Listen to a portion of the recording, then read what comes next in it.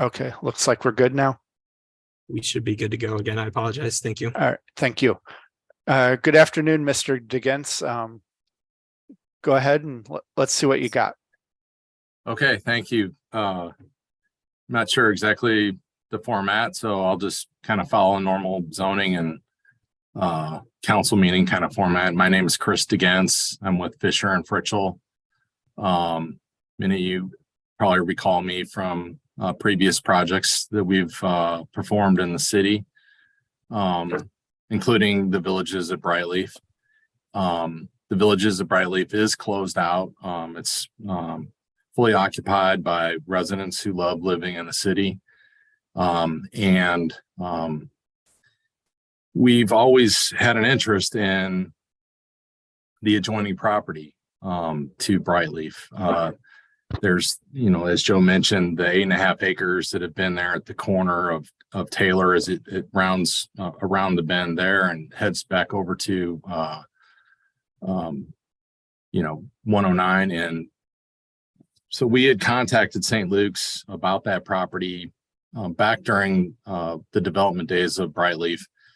And we never really could kind of come to any kind of agreement. They certainly had an interest in selling it. They weren't actively marketing it, but as I'm told, their interest in the site kind of waned as they built a facility in Ellisville that is a care facility and an urgent care, and that was their intentions there. So I think they moved a little bit closer to the population center versus being near the edge. And so their interest in building something on the property kind of had declined, and the feasibility for it was not where they wanted it to be. So fast forward to now, we did get to a point where we came to an agreement on the property values, and we've prepared. So we have it under contract, and we've prepared this plan to present to you. So Travis, I can just do screen share, right? Yes, you can. Yeah. So I guess I haven't done this for a while. I just need to have that open. If you'll use the green arrow on the bottom of your screen that says share screen, click that, Yeah. and it'll give you the option to select a window to share. And there's a blue button in the right-hand corner that says share. Okay. And I've got all the exhibits if you need to maybe share. Just pull up the plan. That would be fine. That would be good.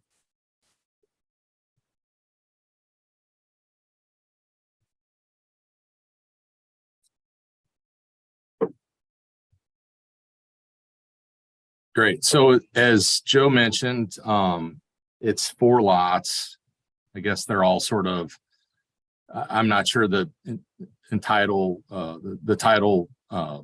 history on why it's been 4 lots. But it just probably has to do with the highway and the previous ownership over the years and what was left. But can you zoom in a little bit, Travis?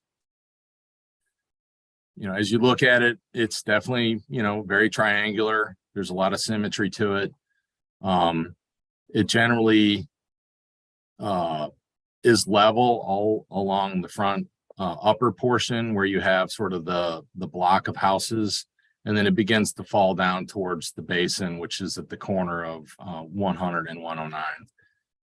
So our proposal is to continue the planning concept that was used in Brightleaf. Certainly the site it's part of town center, and I'm sure Joe and the committee will talk about all of that. It was zoned in St. Louis County. It was brought in as commercial. It was targeted as workplace as part of the town center. But I think as things have developed, I just can't fathom that workplace would be an acceptable use for the residents in that area. There's certainly a lot of walkability. There's the trail system. There's the bridge that goes over 100. There's just a lot of, it's very quiet, and it's very disconnected from even the off ramps or the highway. It's not easily accessible by any of those vehicular routes, I guess is the best way to put it. So, our thought has always been a continuation of the land planning and the design that was used in Brightleaf. We have on the western end of Brightleaf already maintenance-free detached single-family villas that were very successful. Their maintenance included lawn care, irrigated. The architectural design has been set and approved by Wildwood. And so we're continuing that into the site in a series of streets that orient themselves perpendicular to Taylor Road so that you don't have any backs of homes backing onto Taylor Road. We have basically a very symmetrical design that leaves for a big chunk of common ground in the middle between, I guess, what would be lots 6 and 9. Yeah, that middle area. So that would be a landscaped median, kind of a boulevard that would be mostly the central entrance to the project. There's certainly one on each end. And then that common ground strip leads down then also to a wet lake. It's called the detention basin, but it would be a lake feature. We've certainly heard and seen and understand and agree with the city that, a lot of the MSD biobasins are difficult. They're hard for residents to understand, and there's a lot of rules about them, and there's a lot of ongoing maintenance. And so they are difficult. We've got our share of them in many projects, and we've found that a lake is a better option, and it's more palatable to residents. So that's what we're proposing here. We certainly have a long way to go, and it's a concept right now, and that's our proposal. But, MSD has a say in this, just as the city and everybody else. So we have to go through a process. But again, the concept is a very quaint village broken into small little blocks of houses that would front on the green space. We're trying to preserve as much of the perimeter trees as we can. We do have a sewer situation where we have to connect to the sewers on the upper end of Brightleaf and the lower end down at Sandalwood. So that kind of creates, it's hard to explain, but it kind of creates 2 levels of sewers, an upper level up by lots up by the south end, and a lower level of lots down by the north end to allow the sewers to work. So we are proposing the walking trail would come out to some type of overlook. Architecturally, we would tie that into the pavilion or the pier and the park that's at the other end of Brightleaf. And then the trail would connect over to the city trail along 109. So we're looking at a connection point there, which would allow people to connect in and walk over the overpass and do a lot of different things. And there's certainly the trail around the perimeter, and we're not looking at getting into that. Travis, do you have the aerial photograph that maybe we can look at real quick? And the site is buffered. There's a lot of, maybe the next one. That one's hard to tell too.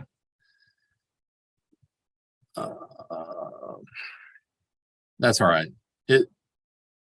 There's, buffering and large trees along the off ramps, and that's certainly not on our property. But my point is that there's quite a bit of vegetation along the trail going down 109 and 100 that we're staying clear of. And it's not part of, it's all in an easement. It's outside of past the power lines. So we're not getting involved in that. We did do a preliminary assessment of the trees.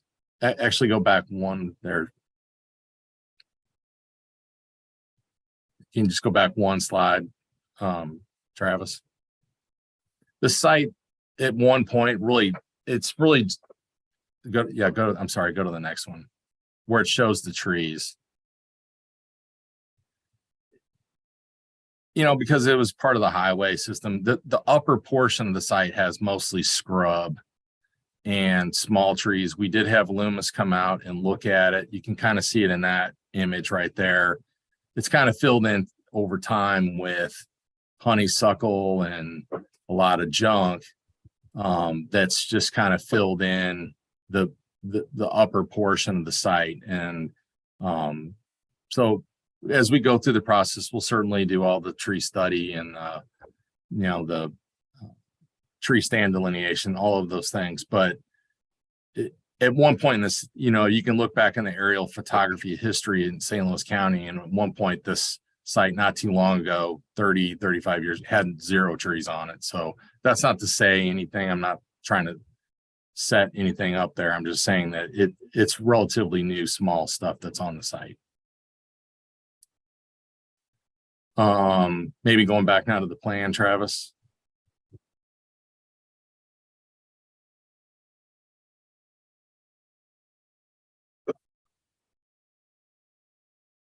Again, architecturally then, what we're showing is a footprint, the same villa footprint that we used in Village E. We offered, 4 different models there. We had different elevations. We had set color scheme palettes that allowed for us to build without having the same materials used, and it looked monotonous. So we would continue all that. We may update the colors and we'd go back, through the normal procedures on all that. But we have the porches that project forward. We set the house above the street, the required amount architecturally. We have the returns. We have so it's all a continuation of that. We may have some new updated interior floor plans, but again, it would be very similar and familiar, and a completion of the Brightleaf in terms of this corner. I think that's probably all I have right now, that I can maybe open it up for questions. The streets would be public, everything that we normally would do, just like in Brightleaf, we would continue the same concept. All right. Thank you for your time. Thank you. Does the panel have any questions?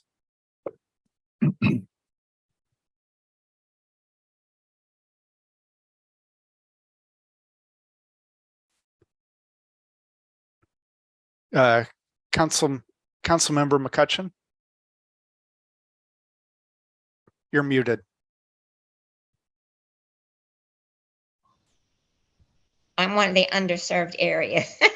I often have time with my internet. So I do have a couple questions, and most of them are concerns that I've heard with the other portions of Village of Brightleaf. So if we can mitigate some of that, that would be awesome. There is a roundabout, entrance ramp, whatever you want to call it, right there on Otherton or Taylor and 100 and 109. And we've had a lot of concern about sound mitigation. So how would you fix that issue?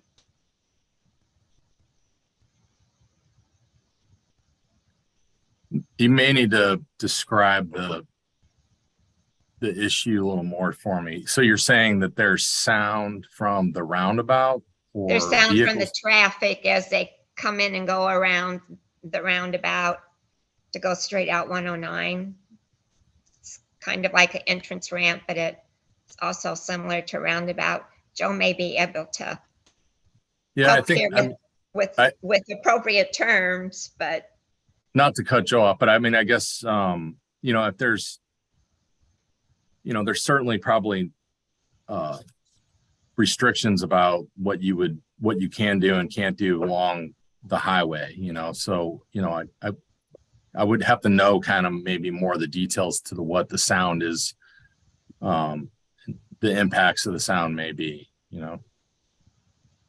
Joe, I'm sure, do you want to briefly jump in and Well, with the chair's permission, and thank you, Ms. McCutcheon, Ms. Ripito identified that particular issue today as well.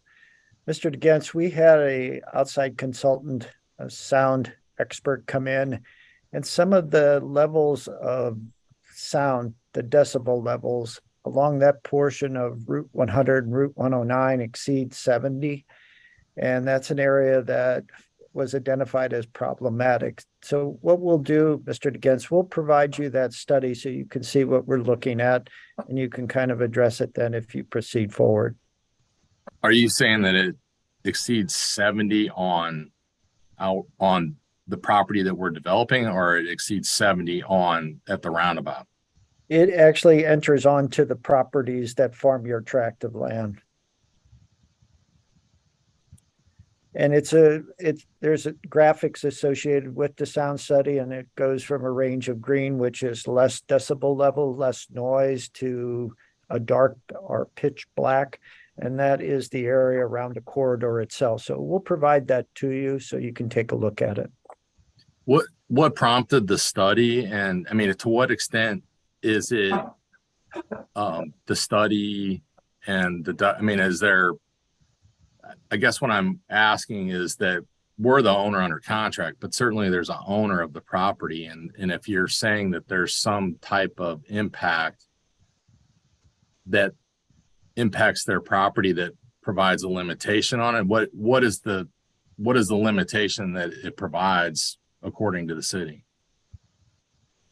What prompted the study was a ward meeting that Ms. McCutcheon and Mr. Bertolino, the farmer representative in Ward 5, had. And we received a number of comments from different residents about just the noise coming off of Route 100, Route 109, particularly late in the evening and early morning hours.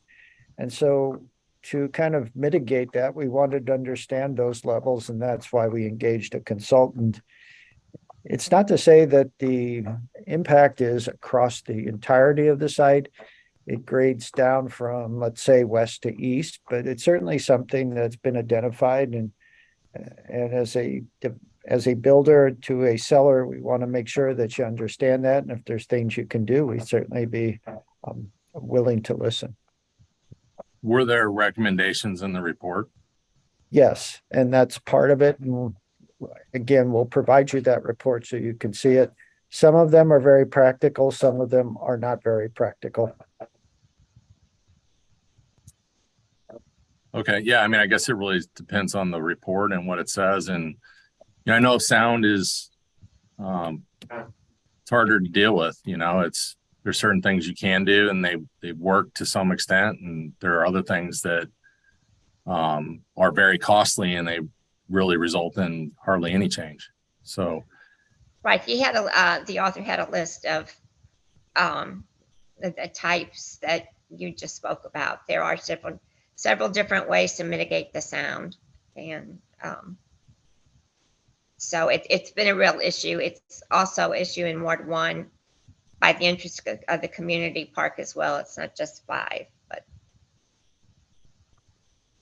but you're not dealing with Ward 1, you're dealing with Ward 5. So, and then Right. The other comment I heard you make, which I didn't really understand, was about connecting, if this development goes forward, with the park. Which park are you speaking of? No, I don't think I meant a park. There's maybe I'm not correct in my terminology.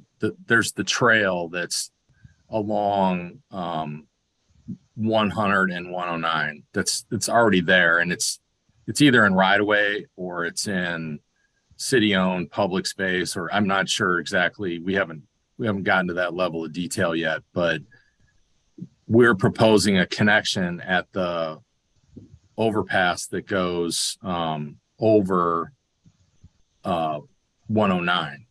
And yeah, that's George Travis is kind of showing it there. So the trail internal to the property would be, I'm sure as we go through it, there would be a a public space dedication that we're going to have to do, right, Joe? And there's going to be other things. So it's very similar to Brightleaf, where we developed and built trails and then we dedicated them through the city and so forth. But there's already a trail that's sort of on two sides of this triangular shaped property. So I guess I wasn't really saying a park. I'm not sure who maintains it, if that's a co-op or what. Maybe Joe can describe that more, but if that's Great Rivers Greenway or the city or whatever. And then is the density going to be the same as the rest of the villages of Brightleaf?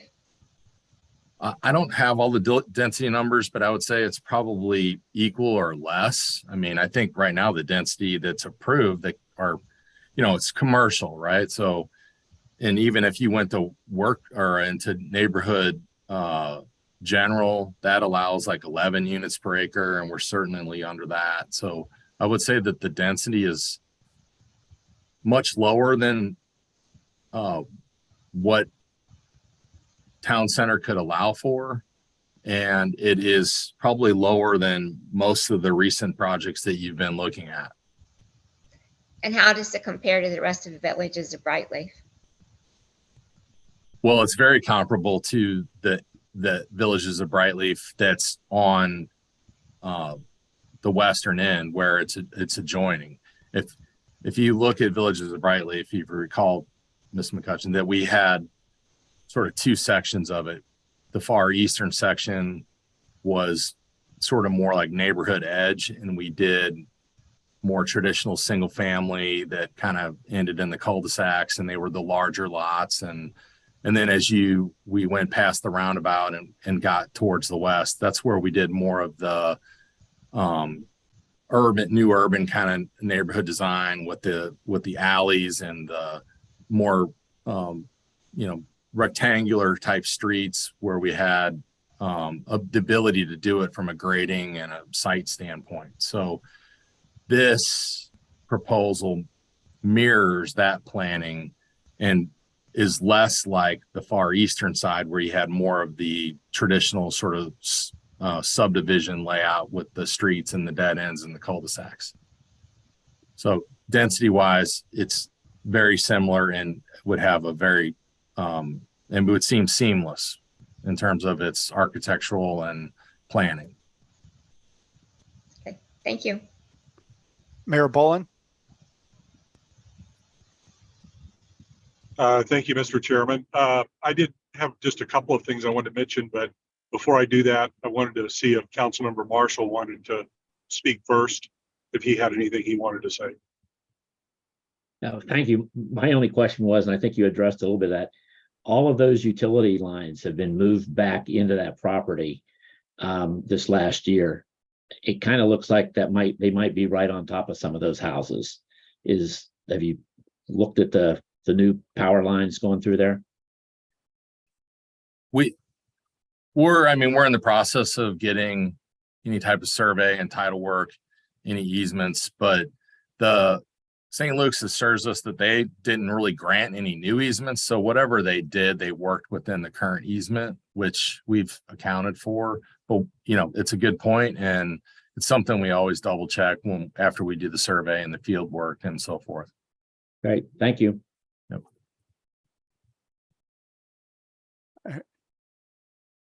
Mayor Boland? Okay, thank you. So two things. One is, so Joe, the current zoning of this property is what? It's a combination of the CA Plan Commercial District and the NU Non-Urban Resident District, Mr. Mayor. Right. So I think that this would be a logical extension of not only, I guess, Brightleaf, but of the residential component to town center. And I guess said a different way, I don't think that our residents would want to see commercial there. So I think as a concept is concerned, this is a good proposal. The second of my two comments, I would ask that when the final plans are prepared and you all are making your decisions as a developer on, what's going to go where, so to speak. If you would give consideration to having a green buffer on the really around the perimeter of it in its entirety, 109 and 100 both. I have not looked at in detail at the property, but I suspect, I know you mentioned honeysuckle. I'm sure that that's there, and that's obviously not a desirable thing. But I would be, more interested in rows of some evergreens that would be of sufficient size in terms of width and height that they would shield the development pretty much from the beginning of the start of construction. I think that what happened to Brightleaf in large measure in the minds of some of the residents of Wildwood had less to do with the quality of the development and more to do with just sort of the shock that they saw when the land was readied for construction. And I know as developers, that's just something that has to be done. And you all deal with that, every day in your business, but our residents don't see that very much. And this is a very prominent spot in the city. And so I think that a lot of the angst that, we got with Brightleaf can be ameliorated significantly if there is a green buffer around that perimeter of this. Again, not just after construction, although that's important to have it then as well, but starting from day one when construction begins.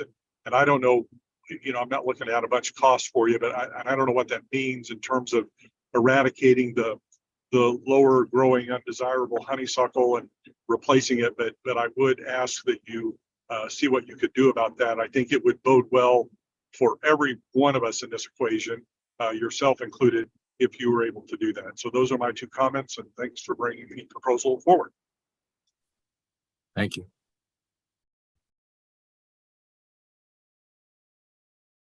Let me unmute myself. Thanks, Mr. Mayor. Are there any more questions or comments?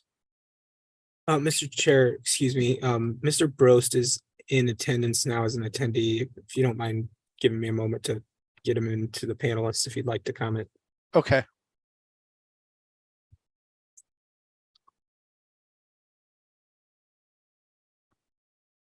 Yeah, sorry, I didn't see the time change. In my email. I don't have any questions. Coming in late, I'll just write out the wave, you might say. But thank you. All right. Thank you. Mr. Chair, Yes, sir. if Mr. Brost, if you have any comments on the sketch plan that was provided, please provide them to Melanie, Travis, or I will be glad to forward them on to the developer. Thank you. All right.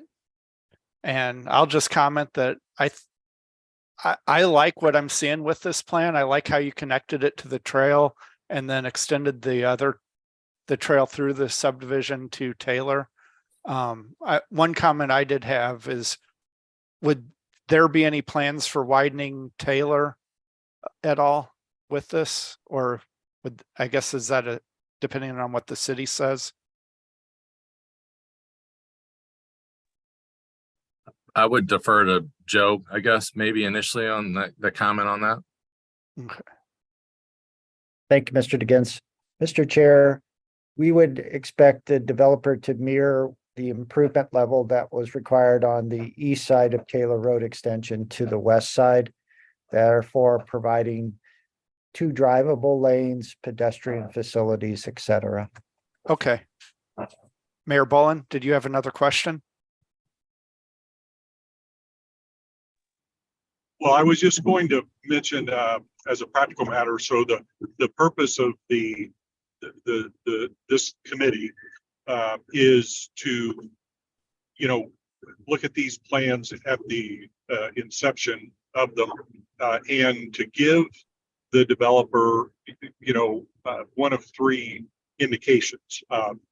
not something that is likely to happen, although that could be determined later, would be determined later, I guess, by the Planning and Zoning Commission and the City Council. Or, this is something that we think has viability and we would support going forward.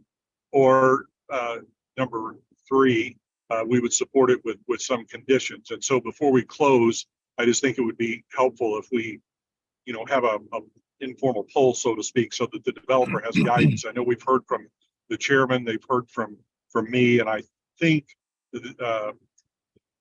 Councilmember Marshall and McCutcheon, who can obviously speak for themselves. I didn't hear them say they weren't in support of it, but I just think it would be good if we let the developer know as a group what our thoughts are, so that they have that guidance going forward, because that's the purpose of this committee. So. Understood. Comments, Councilmember McCutcheon, Councilmember Marshall? Sure, I can go ahead.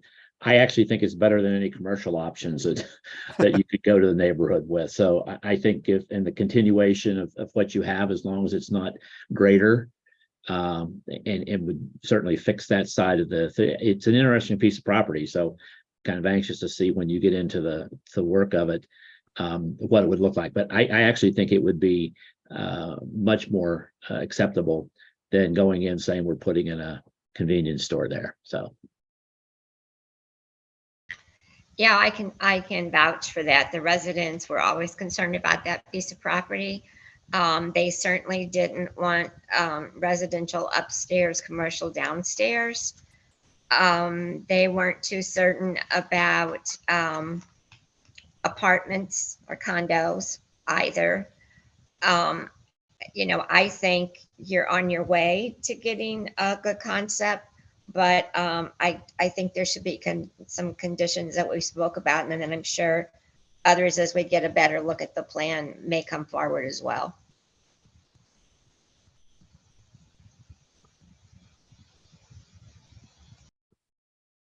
That's probably about the closest to a yes. I like it from Ms. McCutcheon that I think I'll get.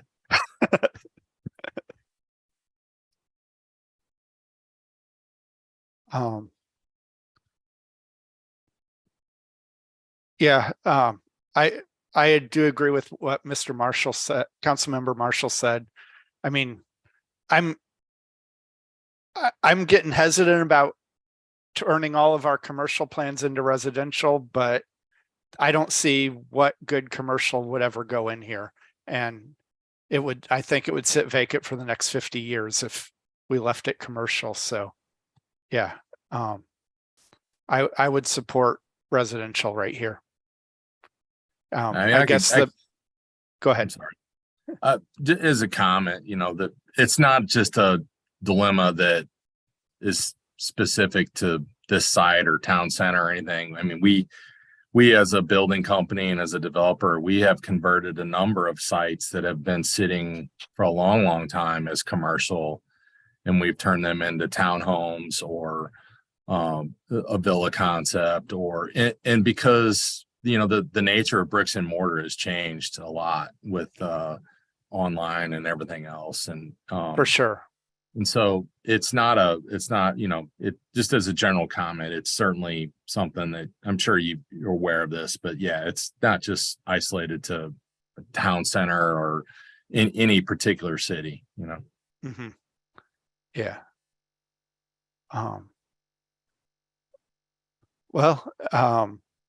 Yeah, I think we have a good starter here, and if no one else has any more comments, I'll entertain a motion to adjourn. So moved. All right. Motion by Mayor Boland. Is there a second? Seconded by Councilmember Marshall. All those in favor say aye. Aye. Aye. Any opposed? All right. Thank you, everyone. All right. Thanks. Have a good